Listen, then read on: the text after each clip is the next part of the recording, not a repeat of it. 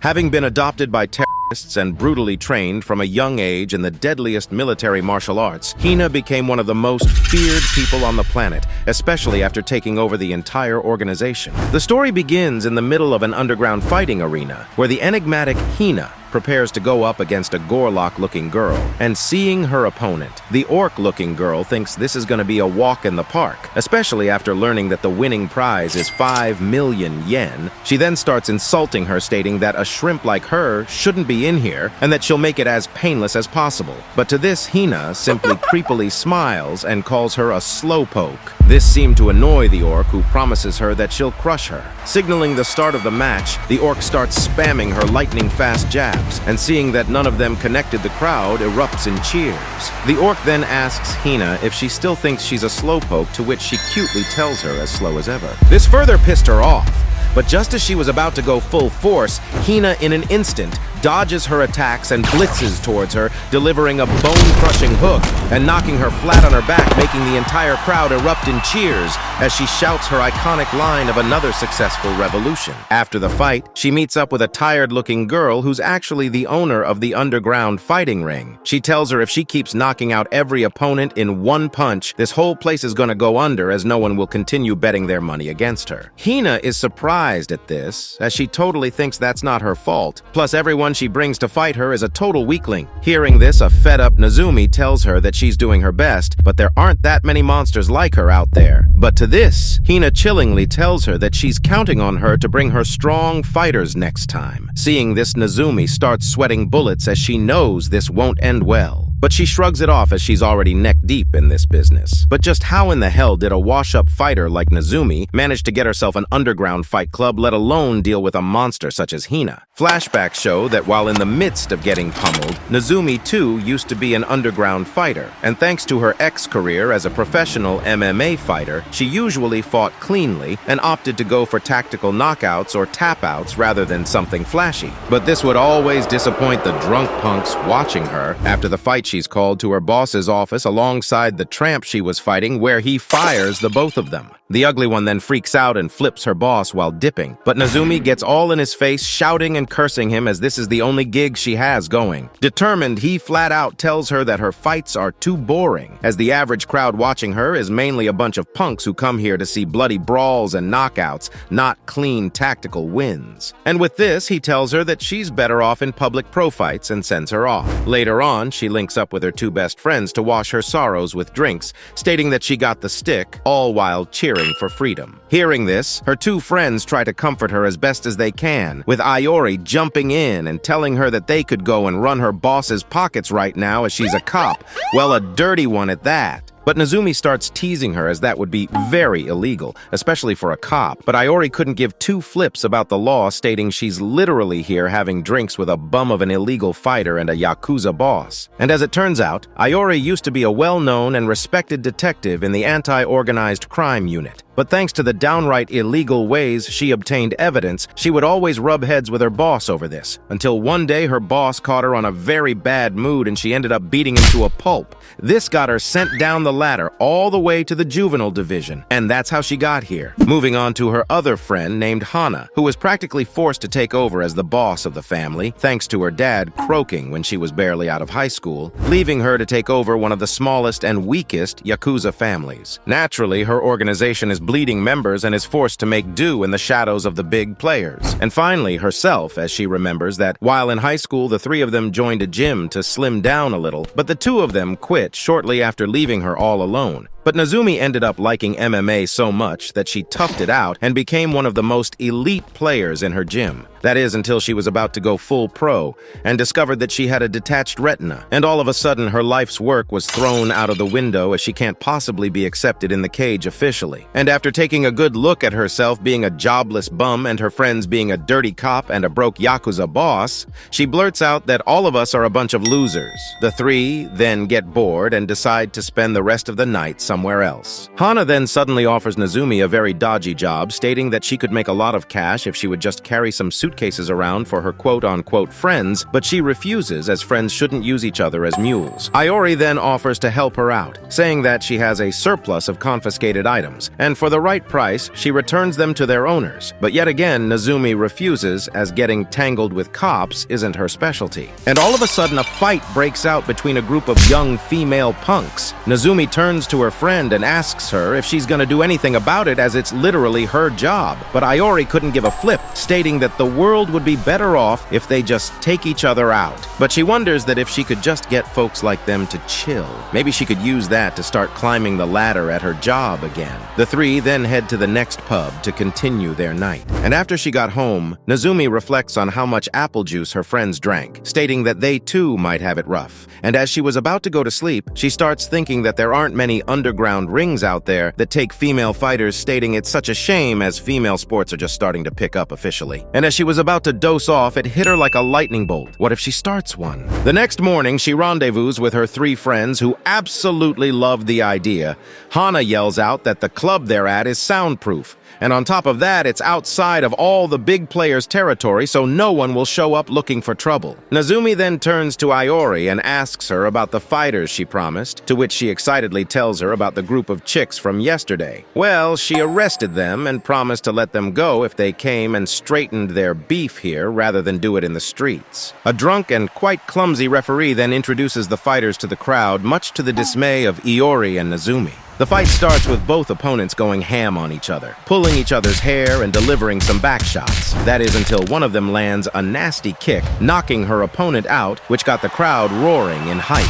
She then proceeds to pummel her until the clumsy ref stops her and declares her the winner. Both Hana and Iori are quite surprised by just how much the crowd is loving this, but not Nezumi. The second, third, and finally the fourth match all end up the same way, leading both Hana and Iori to think that they're gonna make it big. Later that night, the trio goes to celebrate at a Chinese restaurant. There, Nezumi breaks it down for real. Especially after hearing Iori spout about how much cash they've just made, she tells the both that if they're planning on turning this into a full-fledged organization, then this won't cut it. This surprised them as they thought it would be a cash grab thing. She further states that at the moment the fighters they have are all bark, but no show, as they have zero talent or technique and are just making up for it with sheer valor. And even if today's fight was a hit, eventually people are gonna get bored of mindless brawls. Plus, today's crowd was comprised mainly of the punks' friends. So in short, they had all money to bet. So if they're planning on taking things seriously, they need to attract people with fat wallets. Hana then chimes in and suggests dressing their fighters and staff in attractive clothes, stating that cute girls can sell anything, plus they attract rich men, which Nezumi really liked. She then turns to Iori and asks her if she can bring any experienced fighters next time, to which she tells her that she has an endless supply of hood rats ready to throw down for cash, but experienced fighters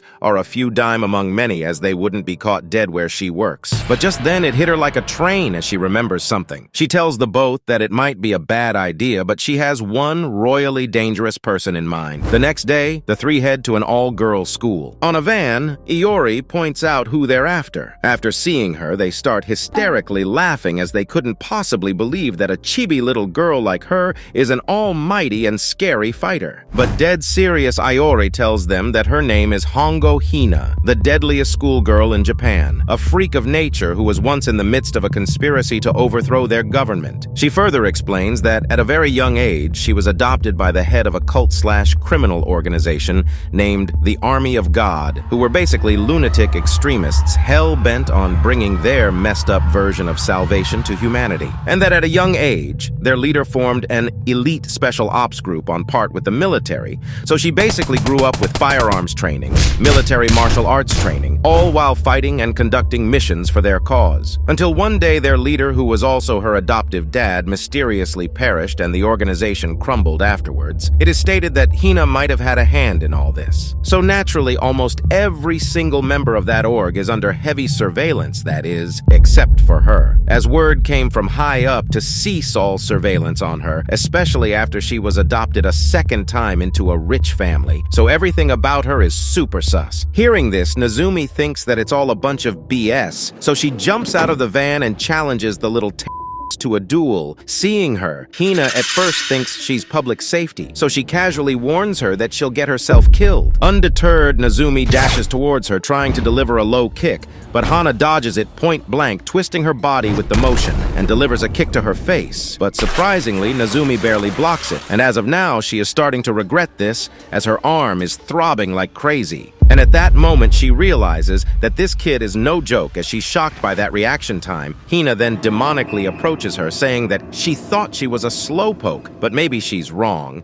Maybe this will be fun after all. But before Nezumi could get her ass kicked, Iori pulls up and knocks her out with a stun gun. At an abandoned factory, the three tie her up while Nezumi tends to her wound, stating that this kid's a monster. Hina then chimes in, stating that they're not public safety as they do a better job than this. This seemed to piss off Iori, who tells her to cut the crap as she's neck-deep in trouble and that she could have her locked up for assault so fast that her head will spin. She further states there were no cameras in that street, so her life is in their hands. But Hina simply laughs, saying that she's not so sure whose life is in the other's hand right now. This sent shivers down their spines, especially after seeing her act so calm and collected. And just then, Iori remembers that the cult was hell-bent on going to war to bring salvation to Japan, so they developed some very nasty bioweapons. But on the day of the bust, officially at least, all their weapons were seized. But the MTF team that was sent there swears that a small percentage of those arms had been taken away at the last minute. So according to what that creepy chick just said, it makes perfect sense. But she has to keep it a secret for now, as to not freak out her civilian friends. But just then, Hina starts cutely humming and then turns towards them, asking them just what do they want from her. This took them by surprise.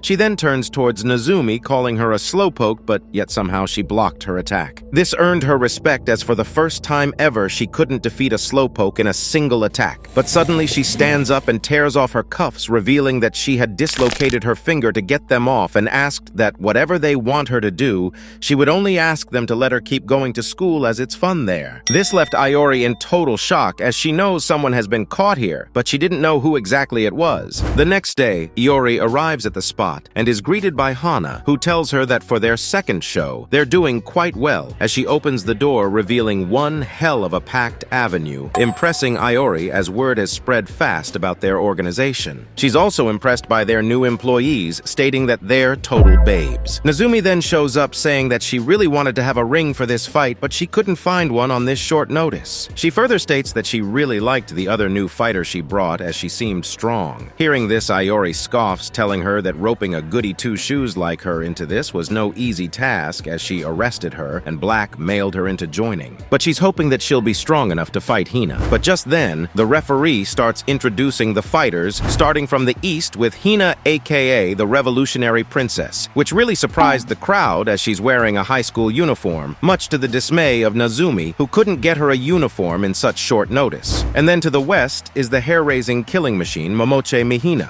who's top 16 in judo in Japan. Nezumi then starts showing off to her friends about the new tokens she made for betting, with Iori also jumping in and stating that it's almost foolproof, as even if the police got their greasy hands on these babies, there is no way to track them back to them. The announcer then starts the fight with Hina, shivering in excitement. But this didn't last long, as Momoche tries to punch her, but Hina point-blank dodges and delivers a nasty punch to her chest, bringing her to her knees, and also winning the fight with a single punch, making the crowd lose their minds. Seeing this, Nezumi is worried, as it will be a pain to bring her monster strong enough to fight her. Hina then takes the mic and starts hyping up the already hyped crowd, screaming her iconic line of a perfect revolution and asking everyone if they enjoyed the fight. She further states that she was really hoping for a good fight, but she was disappointed by just how slow her opponent was. She then takes out a whopping 5 million yen and exclaims that whoever manages to defeat her will personally get it from her as a present.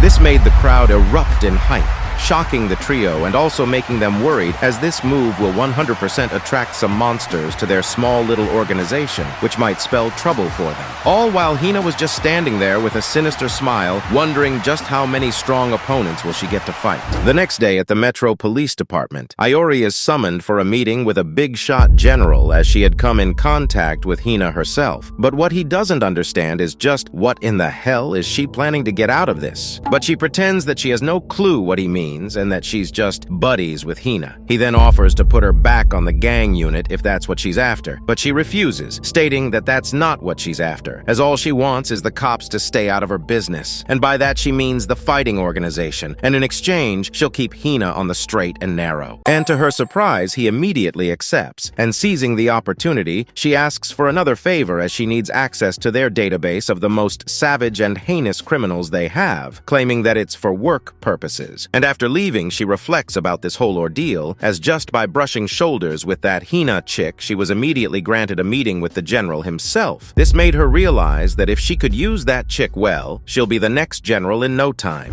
Meanwhile, Nezumi and Hana were just chilling enjoying dinner. Nezumi then states that if everything keeps going this way, their Valkyrie fighting organization will go out of business soon. This shocked Hana, as they're literally swimming in money right now. I mean, they're literally having dinner at a fancy restaurant, but Nezumi explains that when Hina pulled that 5 million stunt, they got a massive flood of new fighters all hoping to win it all. But the problem is, Hina is too freaking strong as she keeps knocking out everyone in a single punch, making them bleed money in bets. Hearing this, Hana explains that tonight's opponent is a national champ in boxing, so they'll be sure the problem will fix itself. But as expected, Hina knocked her out with a single punch and starts emoting on her body. Seeing this, Nezumi pulls her aside and tries to explain this to her as best as she can, stating that she needs to tone it down a little and that people like hedging bets on close fights, not when it's super obvious who's gonna win. But Hina flat out asks her if she wants her to pretend to be a slowpoke like them, to which Nezumi immediately retracts her words, saying that it's just business talk. But Hina tells her it's not her problem, as they agreed that it's her job to bring her strong opponents to fight her, for example herself. And in an instant, Nezumi finds herself staring down sheer death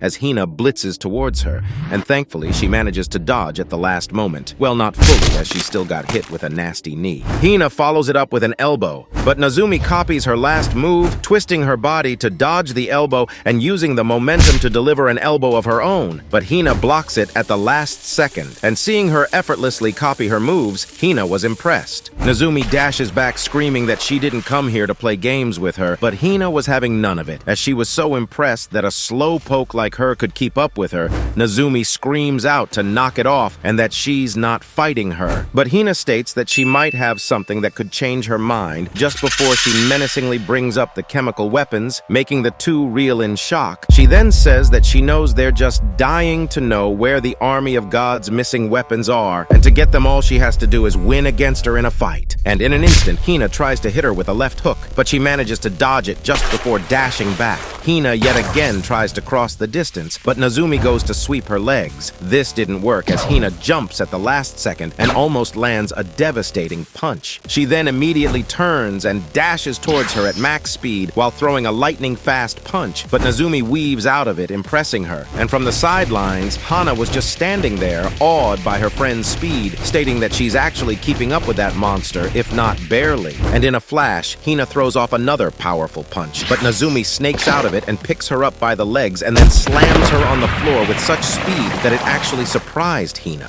She then swiftly puts her in a leg lock, stating that she's insanely strong, but that's actually her biggest weakness, as she relies on her speed and strength going for big, powerful blows which leave her guard open. And it's such a rookie mistake, as she doubts she ever had the chance to actually fight someone as fast as her. Hearing this, Hina shoots her a terrifying death glare. And seeing this, Hana cautiously states that Nezumi had actually went far as a legitimate MMA fighter, so naturally she's more experienced, and to not take it personally, as she's just trying to give her advice. But just then, Hina actually lifts her up with the same leg that she has on lock, making her break out in a cold sweat. She then ecstatically says that once again she exceeded her expectations, as now every fiber of her being is just dying to fight her for real, just before begging her to be her next opponent. But this made Nezumi sad for a moment, as she lets go of her leg, saying as much as she would like to fight her. She knows that she's absolutely weaker than her, and she might bridge that gap with experience, but she still can't go all out with someone in their prime, as she has a detached retina, as that was actually the reason why she retired in the first place. Hearing this, Hina rolls on her side, calling Nezumi such a down player, but she then urges her to find her a stronger opponent, stating that she would love to fight someone actually on part with her, and if she could find someone like that, she would actually tell her where to find the weapons. Later, the two call up their homie and tell her the news news, which surprised her as she never thought she would actually play that card. This made her ecstatic, as if they could find just one of those nasty weapons they would guarantee the police's and overall the nation's cooperation. After hanging up the phone, it is revealed that using the PD's database, she managed to track down two of the most notorious and downright psychotic street fighters in Japan called the Psycho Sisters, and to get on their good side, she treated them to some ramen and invited them to fight Hina. At first, they thought it would be easy money, as all they have to do is beat up a chibi high school girl to get 5 million yen, but Iori warns them to not underestimate her. Meanwhile, at another fighting organization, a Chinese kung fu master named Lee quits her organization to go fight Hina, claiming that she needs the money bad. The next day, Iori and Hana go out and interview some of the ex-members of the Army of God. Some of them flat out refuse, stating that they don't care anymore. One of them was a lunatic screaming that their supreme leader didn't pass away as he simply transcended his mortal body. But almost all of them only had good things to say about the group, especially about Hina. And finally, when they got to the hardcore ex-Special Forces members, they said that they were so close to bringing salvation to humanity, but now they have utmost faith that their leader's daughter will one day return and take his place. Later, they go to a cafe. Hana brings up that it's so creepy that almost all of them only had good things to say about Hina, as no matter how good something is, there has to always be that small percent that hates it. This made them realize that there is definitely something fishy going on here, so they agreed that they should keep digging around, as Hina couldn't have possibly moved those arms all by herself in such a short amount of time. Meanwhile, Hina was just chilling at home, practicing on a large cut of meat, and within an inch away from it, she launches numerous punches, shredding the thing to pieces, all while menacingly reflecting. As if Nezumi doesn't make this next thing interesting, she might just lose interest in playing along entirely. Later that night, Nezumi was too just chilling and thinking of just how is she supposed to play this next thing, as thanks to Iori and Hina's 5 mil, they got their hands on some S-ranked fighters, especially Lee, as she's the undefeated star of a large underground fighting organization. And so she desperately wants to pit her against Hina, not that she would mind a 3-on-1, but suddenly it dawned on her. The next morning, she visits Hina at school, telling her about the good news, and also pitches her the idea of a tournament, which made her super excited, stating that she knew she could count on her. She then visits the other contestants, who all agree to the idea, and thus Valkyrie's first ever tournament was born. And on the day of the event, all the legendary opponents gather. The announcer introduces them to the crowd, who went absolutely berserk, which caught the trio off guard in a very good way. Nezumi then boasts about it, stating that is the kind of hype she always dreamed of hearing. She then further boasts about her new ring design, stating that last time one of the fights dragged for so long that it ended in a stalemate. So now she added sloped walls, plus an added rule that whoever manages to push their opponent out of the ring will automatically win.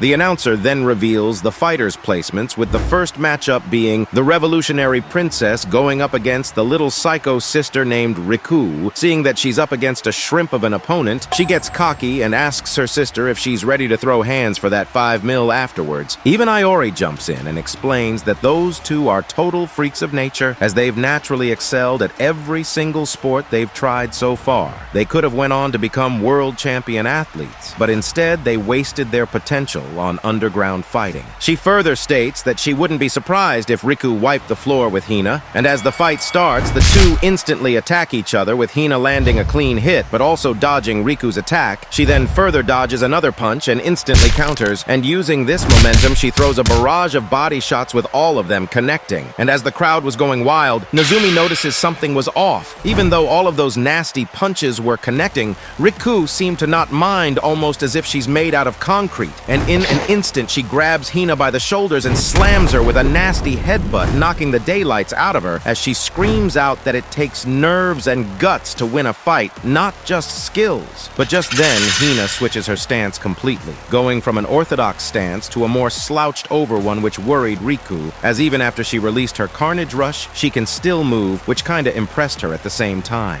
And taking this as a challenge, she tries to go for a powerful left hook, but Hina backs off at the last second. But she still manages to crack her ribs with a powerful knee. Riku follows this with a right hook and then tries to go for another Carnage Rush, but Hina instantly dashes towards her, delivering a soul-crushing body shot, which surprised everyone by just how fast she is. Riku stomachs the pain and tries to go for a one-hit KO, but Hina beautifully rolls with the punch, and in one smooth motion motion takes control of her arm and back, slamming her hard on the floor. This impressed the hell out of Nezumi and silenced the crowd, as even in drills, moves like that are never done that cleanly. And in total silence, Hina demonically stands over her prey, stating that playing with her is so much fun and she's ready for more. And all of a sudden, the crowd erupts in cheers as they realize that Riku is done for. This disappointed Hina, as she really wanted some more, and from the sidelines, Lee was just standing there looking impressed as hell, as she realized the secret behind all her explosive power. As once in a blue moon, a person is born with much stronger tendons, allowing them to store and release explosive amounts of force in an instant, sort of like a human spring. Hina then invites Riku to fight her once she recovers, but she wasn't having none of it. And while the crowd was still in disbelief, the trio were riding the high as their V-Bucks were flying off the shelves, but still they couldn't quite decide if they should be excited or annoyed, as they were this close to getting the location of the weapons. The ref then announces the second match between the Kung Fu Master Lee and the psycho older sister named Riko. Seeing this, Iori states that she's got a history with the two of them. She further states that while the younger sister could barely qualify as human, because you can at least reason with her, the older sister is definitely not, as she's basically death on two legs. And just then, Riko walks up and starts taunting Lee, saying that she's gonna send her back to where she came from, but Lee claps back by saying that at least she knows where to send a loose animal like her. And after getting a good look at her, Nezumi perks up, saying that she's the undefeated champion of the Slaughter Coliseum, a bigger underground organization than theirs, and that she's easily the biggest name here. And hearing the Coliseum part, Hana starts crying as they're owned by Niwa, a bigger rival family of hers, and dealing with them is a pain, as she's really not looking forward to it, especially after Lee joined them, as they might think that they're poaching their members. But just then, the ref starts the fight. At first, Lee took her stance while taunting Riko, calling her a bottom feeder. This weirded out the Doom Girl, who approached her while calling her Jackie Chan. But in an instant, Lee tried to blind her and finish the job with a single blow. But out of the blue, a wild right hook appears, connecting savagely with Lee, sending her flying. But thankfully, she managed to block it as best as she can. Lee was impressed that she managed to hit her while being blinded, to which Riku tells her that she's used to people throwing crap at her eyes in the streets. Lee then starts talking mad smack. That is, until Riko closed the distance while literally holding her hand up ready to strike. At first,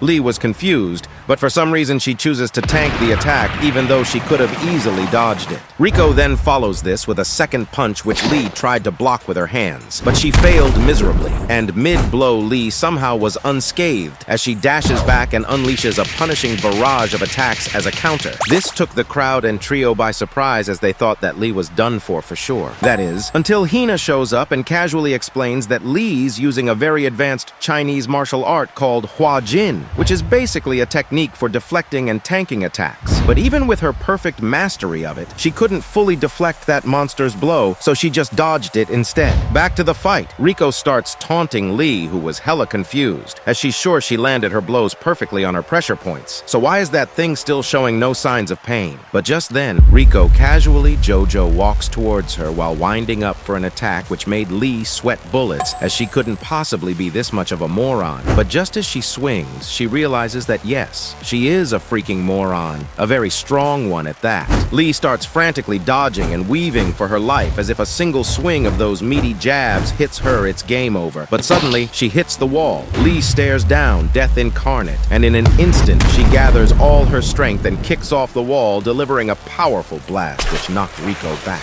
This impressed everyone watching, including Riko herself, who immediately starts charging up for another powerful punch, all while Lee was sprinting towards her. Seeing this, Iori mentally nopes the frick out, as she has seen Riko punch clean through a ballistic riot shield with one of those meaty arms, stating that she wouldn't be caught dead catching that head on. The two of them then dash towards each other, but Lee, on the last second, plants her feet and tried to tank the attack. But in an instant, she cancels and quickly rolls with it to the side, and then blasts Riko straight to the walls. This royally pissed her off, but Lee didn't even give her the slightest chance to recoup, as she covered the distance in a flash, and body slammed her into the wall, dealing some serious damage in the process. But this wasn't enough, as Riko still had some fight in her. Lee then plants her feet in the ground and blasts her yet again. again, but Rico recovered fast, forcing her to deliver one last powerful blast straight to her face, knocking her over the walls and securing her pass to the finals. This also made everyone watching lose their marbles. Seeing this, Hina was impressed by her skills, and as the two square up for the final battle, Hina was just about itching to go, while Lee was determined to win, as she apparently needs the money badly. The ref then sets the stage with the two legendary fighters staring each other down, and just as the ref was about to start the fight, Lee starts doing some freaky poses, claiming that it's a focus/warm-up ritual. And the crazy thing is, Hina's literally just standing there confused as hell. Lee offers to teach her the ritual, but Hina was like, "Nah bro, maybe some other time."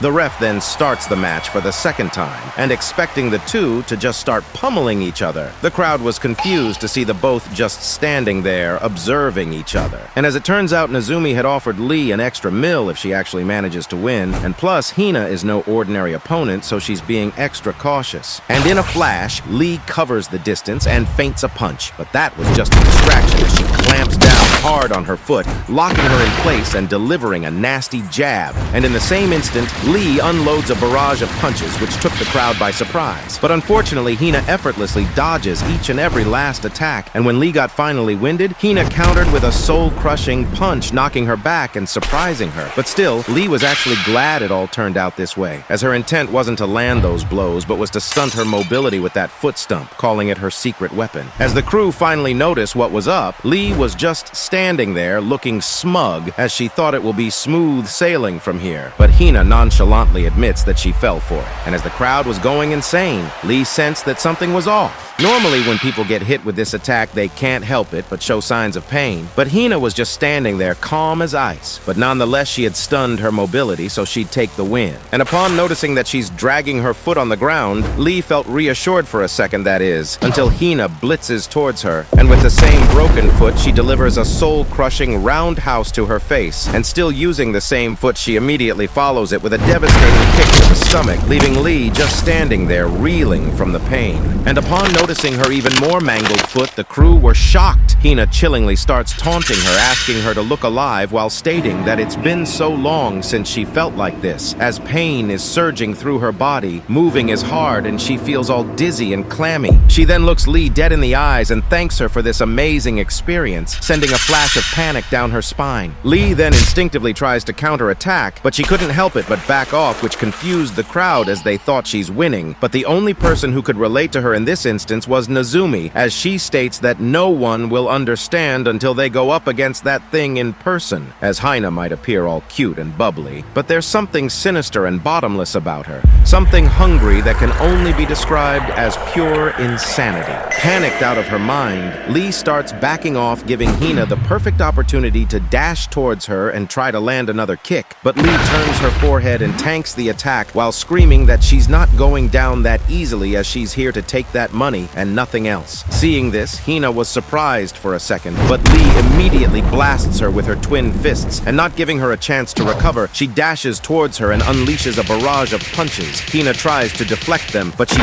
fails as Lee overwhelms her with one blow after another, surprising the Psycho Sisters. And while screaming her lungs out, Lee nails Hina as hard as she could with a knee, sending her reeling. But in that instant, Nezumi witnessed something shocking. Hina was ecstatically smiling, and in that instant, she locked in, smashing her injured foot on the ground, which made everyone cringe in pain. But nonetheless, Lee dashes towards her and tries to clamp her foot a second time, but Hina wasn't about to let her do that again. And in less than a flash, Hina gathered all her strength, stretching her tendons to the max as she prepares to blast Lee to oblivion. Sometime later, Lee was asked just what in the hell happened in that moment, but the only thing she could answer with was that a beam of light had blasted through her. Back to reality, Lee was just standing there confused, but the next moment she bursts out and collapses on the ground. Seeing this, the ref immediately jumps in and ends the fight, declaring Hina the winner, which sent the crowd into a confused roar, as very few of them actually saw that last blow. Meanwhile, the crew were just watching from the sidelines with a mix of shock and horror, as what they just saw was definitely not human. Hina then turns towards the unconscious Lee with a satisfied smile, as she states that she had tons of fun, and she knew she could count on Nezumi to deliver, as it's been an eternity since someone pushed her that far to use that move, and that she can't wait to see what Nezumi brings her next. After the dust settled, Nezumi brings Hina to the back to tend to her badly injured foot, stating that she already called in an underground doctor to take a look at her, but Hina tried to get out of it, saying she doesn't want to bother her as she's sure she's busy running this place and that she can just walk to a hospital, but Nezumi wasn't having none of that. Hina then starts happily humming, saying this is the most amount of fun she had in a while, just before asking Nezumi if it's okay to keep her hopes high for next time. Meanwhile, while Iori was at her office counting all the cash they made, the Psycho Sisters walked in asking about Hina as they're dying to know anything about her, especially after witnessing that last move. Riku then chimes in and says that moves like that aren't from any martial arts she knows, as she's sure it's a move you use to kill. Hearing this, Iori gets annoyed as she thought the two of them were dumb as bricks, but two strong pawns like them are bound to come in handy, so rather than blow them off, she pretends like she has no clue who Hina really is. She then stands up and diabolically hugs the both, saying that with her help, the two of them are going to be swimming in cash soon, which kinda hit them right in the feels as they thought they'll be fired for sure. Meanwhile, Hana was working her butt off bossing people around to get the arena all cleaned up, accompanied by Lee, who seemed to be in much better shape. Lee then tells her that back at the other club, she was considered to be a legend and a champion. It was no easy feat, but she did it. But still, in all her years, she had never met someone like Hina, as it was like fighting a homicidal maniac. This made her wonder just what kind of life that poor girl led, and hearing this, Hana suspiciously shrugs it off, saying that it's Hina's business. But just then, Lee starts moping around as she really needed that 5 mil, and thinking that she may be in debt or has a sick relative, Hana asks her why does she need the money for, to which she shamelessly tells her that she has a contact in horse betting who could guarantee her a win, so she was planning on gambling millions to become a billionaire, which really disappointed Hana. Later on, the trio head out for some drinks, and while at it, Nezumi perks up, saying that Hina told her something very interesting. Apparently, since she's been having a lot of fun lately, she decided to give them all a gift she's sure they'll love as a show of good faith. Skip to tomorrow, and while Iori was chilling at work, she got a huge package in the mail. At first, she suspects that Hina was behind this, but still she casually starts opening the box, that is, until her soul almost left her body as she realized what she was looking at. It was 2 Salvation Holy Bioarms. Meanwhile, Hina was chilling in class, hoping that her little gift is to their liking. That's all for today.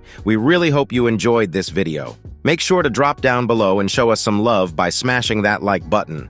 It really helps out. We'll start working on part 2 as soon as this video hits 500 likes, so make sure to subscribe to not miss when it comes out.